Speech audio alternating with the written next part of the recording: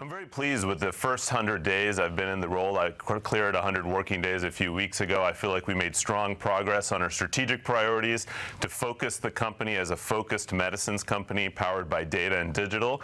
And we also delivered strong operational performance, particularly pleased with the performance of Cosentyx and Entresto, really performing well over the first half of this year. So we still have work to do. It's a long journey to get to where we want to be, but I'm very pleased with the start that I've had.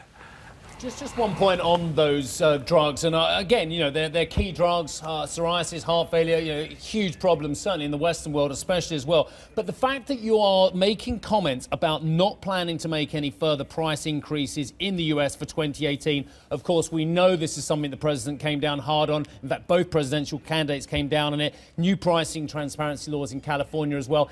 Is that something, Vas, that's really going to hurt development ability? Because, of course, we know there's a quid pro quo here. If you don't raise prices, you have less revenue in order to carry on development.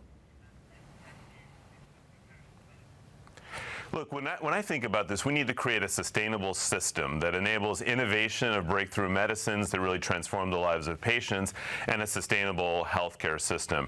Our goal is to always price our medicines with a value-based approach whenever we can, and to be reasonable with our price increases and be in line with the overall medical market and how the medical market dynamic is playing out. It's important to note that net pricing in the U.S. has not increased in Novartis's portfolio. We find that overall, given the structure of the market and the rebates we have to pay, that net prices have been largely flat to declining in our overall portfolio. So really the growth you see is driven by our volume and our ability to drive breakthrough innovation.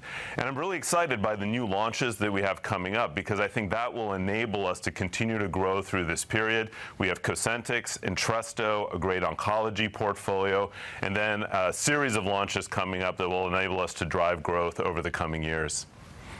Can I just ask you, sir, what else you have in terms of the pipeline on a growth perspective? Because, of course, you've raised a decent amount of cash from selling off your healthcare business to GSK earlier on in the year.